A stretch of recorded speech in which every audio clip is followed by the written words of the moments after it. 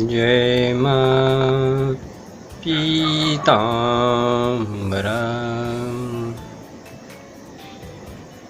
आज हम लोग इस बात पे चर्चा करें कि सुगमता पूर्वक मंत्रों की शक्ति कैसे बढ़ाई जाए, माँ को कैसे प्रसन्न किया जाए, तो कौन सा सुगम मार्ग।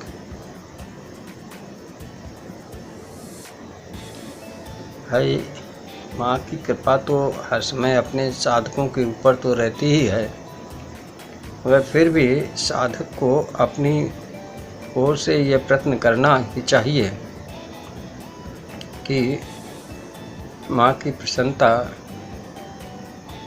आसानी से किस प्रकार मिले और हमारे मंत्रों में कैसे अधिक शक्ति का संचार हो। तो भाई कुछ इसके लिए हम लोग प्रयोग करते हैं। जैसे जो दीपक जलाते हैं, जब से पहले जो दीपक जलता है सरसों के तेल का, तो उसकी बत्ती जो है, यदि उसकी रुई की फुलझड़ी की जो पत्ती होती है, उसकी घुंडी, इसके ऊपर मदार का दूध लगा दिया जाए और मदार के दूध में पीस के हड़ताल भी लगा दी जाए और इस रुई की बत्ती को फिर सुखा के रख दिया जाए। जब भी जाप करना हो तब यही मदार का दूध और हड़ताल मिली हुई बत्ती का ही इस्तेमाल करें।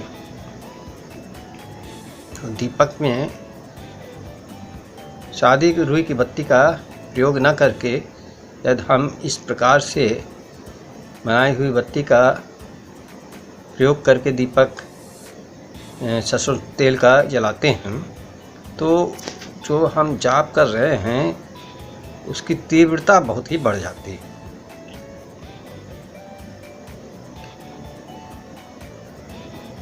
और दूसरा, यदि जाप करके हम तुरंत ना उठें, जैसे हमने जाप किया, जाप करने के तुरंत बाद ना उठ पड़े, भक्त से उठ पड़े, यह नहीं ठीक है। क्यों भाई, क्यों? क्योंकि जाप करते करते इतनी ऊर्जा आ जाती है शरीर के अंदर, यदि हम तुरंत आसन से नीचे आ जाएंगे तो पृथ्वी हमारी ऊर्जा को अपनी तरफ खींच ले जाएगी और आप सन्नाटे में आ जाओगे, 0/0। इसलिए जाप करने के पश्चात कुछ देर उसी आसन पे बैठे रहो। शरीर धीमे धीमे ठंडा होगा, उसकी ऊर्जा शरीर में एब्जॉर्ब हो जाने दो, उसके बाद उठो। देखो, इससे 2 फायदे हैं, 2 लाभ हैं। एक तो आपकी ऊर्जा पृथ्वी में नहीं जाने पाएगी। दूसरी चीज़, जाप करने के बाद आप चुपचाप बैठ जाओ, ध्यान लगा के, आँख बंद करके, और माँ से मानसिक प्रार्थना करो, जो भी समस्या उसकी। तो ये निश्चित जानो उसका कुछ न कुछ निदान आपका उसी समय मस्तिष्क में आने लगेगा। और यदि आगे आप और बढ़ चुके हो, आपकी स्टेज और ऊंची आ गई है, तो आपको स्पष्ट माँ की आवाज़ भी आती सुनाई पड़ेगी। पूर्ण निर्देश मिलते हैं। तो ये 2 तरीके तो हो गए। अपनी एक तो शक्ति को बचाओ, पृथ्वी में जाने से रोको। दूसरा, दीपक के लौ जो है उसमें मदार का दूध और हड़ताल मिला के उसको सुखो लो बत्ती को। भाई घोल वाली बत्ती का इस्तेमाल किया जाता है ना, तो ऊपर जो चोंच ऐसी बनी रहती है, उतना भाग जो है आप मदार के दूध में हड़ताल मिला के उसमें डुबकी लगा दो और अलग रख दो, सुखा दो। धूप में रख के सुखाओ या छाँव में रख के सुखाओ, सूख जाएगी। फिर इसको जो दीपक जलेगा उससे आपकी मंत्र की पावर बढ़ जाएगी, मंत्र की शक्ति बढ़ जाएगी निश्चित। बहुत से तरीके हैं, छोटे छोटे प्रयोग हैं, मगर इससे मंत्र में शक्ति आ जाती है और माँ को प्रसन्नता भी मिलती है। एक माँ की प्रसन्नता का और एक उपाय है पताका दान। पीले रंग की पताका बनाई जाती है। देखो एक झंडा होता है, एक पताका होता है। पताका में एक भाग तो ऊंचा होगा और दूसरा भाग यूँ पतला होगा जी। एक भाग ऊंचा होगा और दूसरा भाग यूँ एकदम सीधे चलाएगा, पतला यूँ आके यूँ हो जाएगा।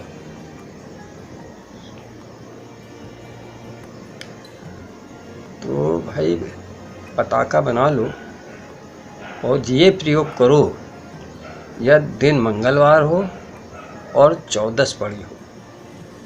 यदि उस दिन प्रयोग हो तो अति उत्तम है, नहीं तो मंगलवार तो है ही है।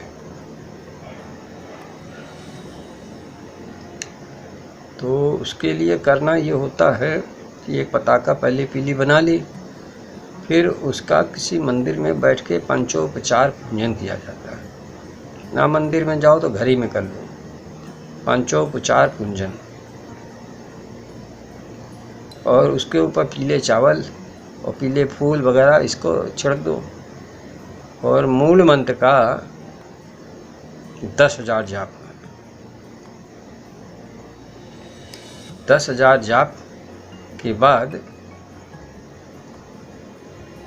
10,000 जाप के बाद 1,000 आहुतियाँ, यानी 10 माले आहुतियाँ।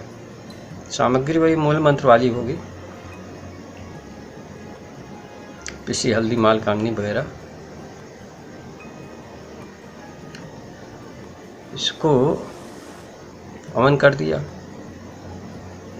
अब रात में इस ध्वजा और पंचोपचार पूजन में जो भी सामग्री लगी है उस सबको एक जगह एकत्रित करो और सीधे शमशान चले जाओ। और शमशान में रात के समय इसको गाड़ दिया जाए।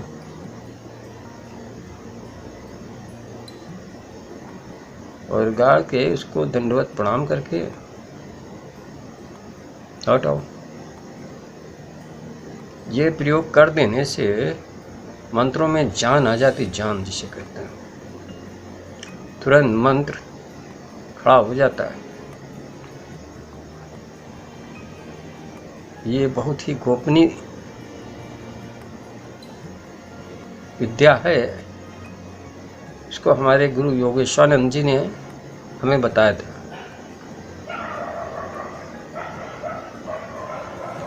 हमारे सदगुरु योगेश्वरानंद जी भी भाई बहुत ही उच्च कोटि के भगवती पीताम्बरा के साधक हैं। और ऐसे गुरु की छत्र छाया में उनका शिष्य आपके सामने आप लोगों को भी छाया प्रदान कर रहा है। गुरु योगेश्वरानंद जी बहुत ही उच्च कोटि के साधक हैं। जो कह देते हैं वो हो जाता है।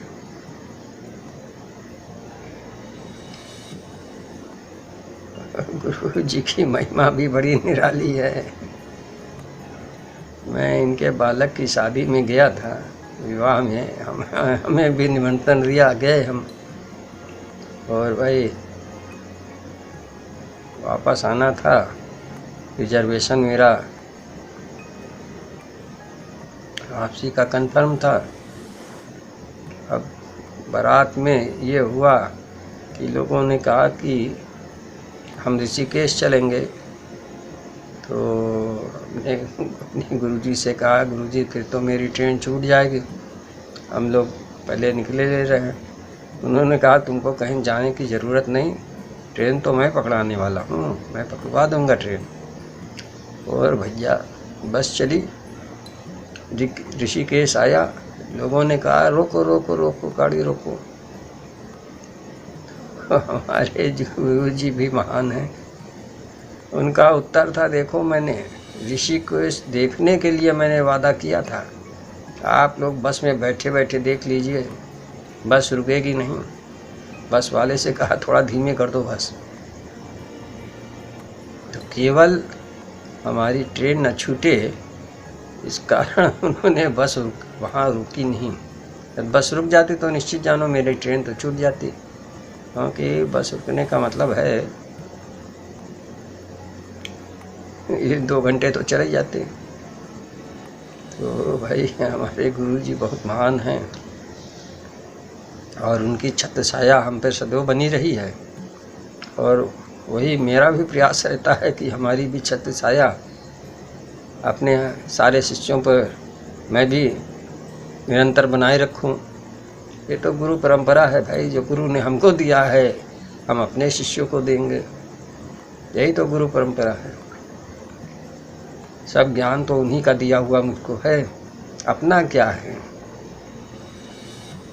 देखो यदि गुरु योग्य है तो उसका शिष्य तो स्वतः ही योग हो जाता है।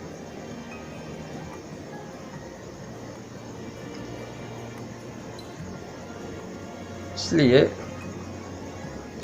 माँ की कैसे कृपा प्राप्त की जाए, इस पर हम लोग बारंबार विचार करते रहें, मंथन करते रहें।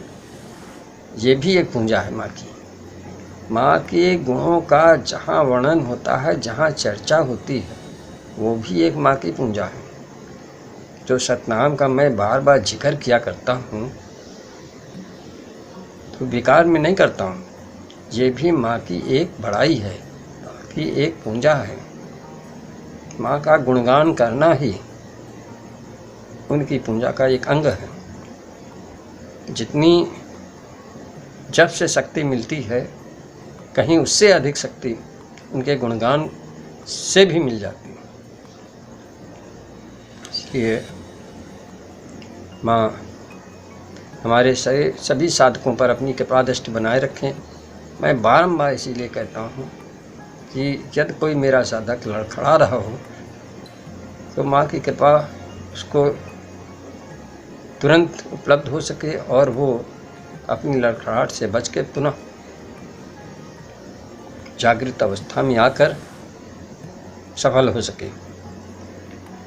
माँ पीताम्बरा से मैं बारंबार यही प्रार्थना करता हूँ कि हमारे सारे शिष्यों की पीड़ा का हरण करने की कृपा करें और उनको तमाम प्रकार की मुसीबतों से बचाने की भी कृपा करें। इन्हीं कामनाओं के साथ मैं अपने सारे शिष्यों को प्रणाम करता हूँ। जय माँ पीताम्बरा।